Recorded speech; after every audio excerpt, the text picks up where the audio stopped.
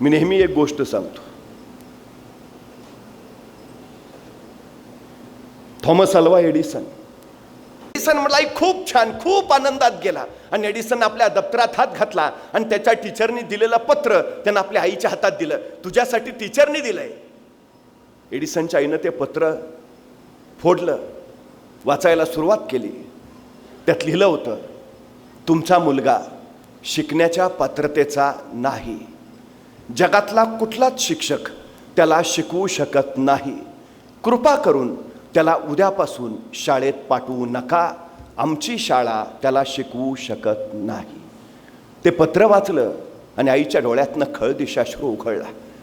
Edison म्हणला, आई रडतेस का ग? काय लिहिलंय पत्रात? तसे झटकन आपल्या अश्रू पुसत आई म्हणाली, वेड्या रडते कुठं, आनंदाचे अश्रू आहेत. का ग, काय लिहिलंय आमच्या टीचरनी? आणि एडिसनची आई म्हणाली, अरे तुझ्या टीचरनी लिहिलंय की तुमचा एडिसन खूप हुशार आहे, इतका हुशार आहे की त्याच्या तुलनेत वर्गातली इतर मुलं अगदीच ढ आहेत. त्यामुळे वर्गात शिकवताना आम्हाला अडचण येते. आता काही दिवस तुमच्या एडिसनला शाळेत पाठवू नका, तोपर्यंत आम्ही इतर मुलांना एडिसन इतका हुशार करतो आणि ते एडिसन इतकी हुशार झाली की मग तुम्हाला कळवतो, मग तुम्ही एडिसनला शाळेत पाठवा. एडिसन म्हणला, खरंच मी सगळ्यात जास्त हुशार आहे? मग आहेच माझं बाळ हुशार.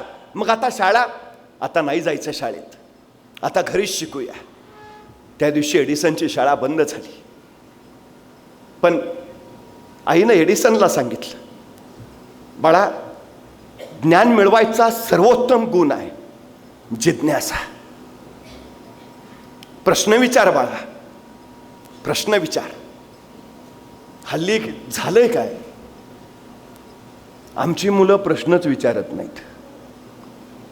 इथं शिक्षक जर कुणी असतील तर ते सांगतील, हल्ली आमची मुलं वर्गात प्रश्न विचारत नाहीत.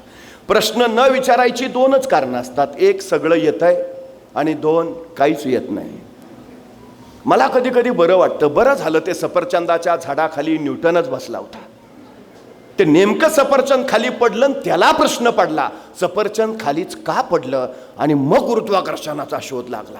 मला खरंच बरं वाटतं, बरं झालं सफरचंदाच्या झाडाखाली न्यूटनच बसला होता. बघा ना, बसला असता आपल्यातला एखादा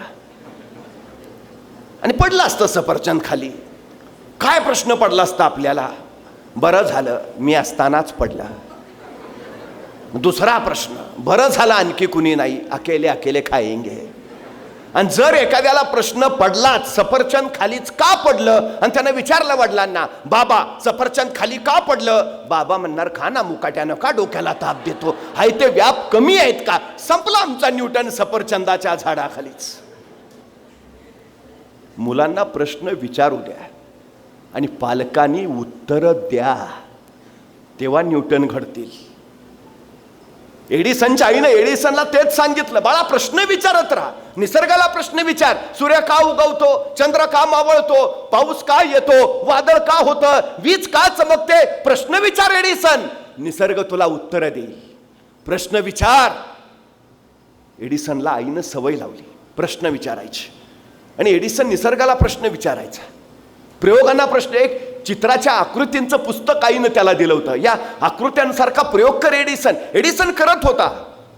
आई सांगायची, जिज्ञासा तुम्हाला प्रश्न विचारायला प्रवृत्त करते, प्रश्न तुम्हाला उत्तरं देतात, उत्तरं तुम्हाला माहिती, आणि माहिती तुम्हाला ज्ञान.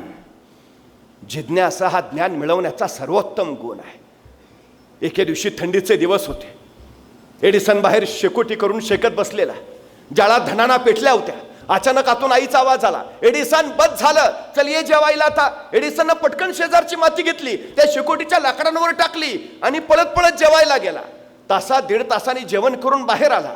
एडिसनला वाटलं होतं की आता माती टाकल्यावर शेकोटी विझली असेल, पण त्याने बाहेर येऊन बघितलं, ज्वाळा थांबल्या होत्या पण शेकोटी विझली मात्र नव्हती.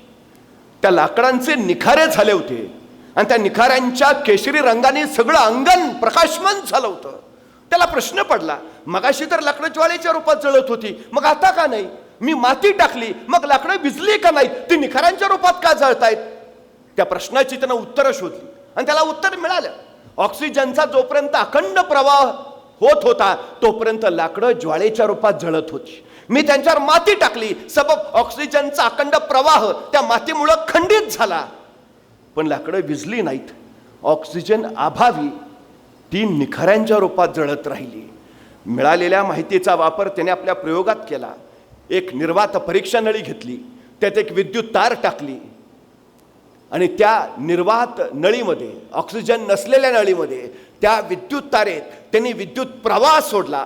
ऑक्सिजन अभावी ती तार जळाली नाही, पण ती तार तप्त तप्त होत राहिली. इतकी इतकी इतकी लालबुंद झाली की त्या परीक्षा नळीतल्या त्या तारेनं सगळी खोली उजळून काढली आणि एडिसननं विद्युत बल्बचा शोध लावला. त्यांनी सारं जग उजळलं. शेकोटीला विचारलेल्या प्रश्नानं जगाला प्रकाशमान केलं. एक नव्हे, दोन नव्हे,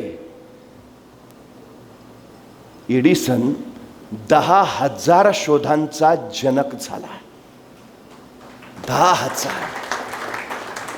ज्याला शाळेनं हकलून दिलं, जो मंदबुद्धी आहे, जो कानाने ऐकू शकत नाही, तो एडिसन जर 10,000 शोधांचा जनक होतो, आमची पोरं धडधाकट आहेत. अडचण काय आहे मग? 40 वर्षानंतर एडिसनच्या आईचं निधन झालं आणि आईच्या मृत्यूनंतर आईची खोली आवरावी म्हणून एडिसन आईच्या खोलीत शिरला. आईच्या खोलीत त्याला जुनी ट्रंक दिसली, तीही आवरून ठेवावी म्हणून त्याने उघडली आणि त्या ट्रंकमध्ये 40 वर्षापूर्वी त्याच्या शाळेतल्या दिलेल्या टीचरनी दिलेलं ते पत्र सापडलं. थरथरत्या हाताने ते पत्र त्याने हातात घेतलं. आईनं सांगितलं होतं, त्याच्या टीचरनी लिहिलंय, तुमचा एडिसन फार हुशार आहे, फार हुशार आहे. आईच्या आठवणीत एडिसननं ते पत्र उघडलं, वाचायला सुरुवात केली. पत्रात लिहिलं होतं, तुमचा एडिसन शिकण्याच्या पात्रतेचा नाही. जगातला कुठलाच शिक्षक त्याला शिकवू शकत नाही. ते वाचलं आणि एडिसनच्या डोळ्यातनं खळखळ खळ अश्रू ओघळायला लागले. आई जो शिकण्याच्या पात्रतेचा नव्हता, जगातला शिक्षक कुणी त्याला शिकवू शकत नव्हता, आई त्याला तू सांगितलंस, एडिसन तू हुशार आहेस, हुशार आहेस. तुमच्या एडिसनला उद्यापासून शाळेत पाठवू नका. आई, 4 भिंतीची शाळा बंद केलीस, पण निसर्गाची शाळा तू माझ्यासाठी उघडून ठेवलीस.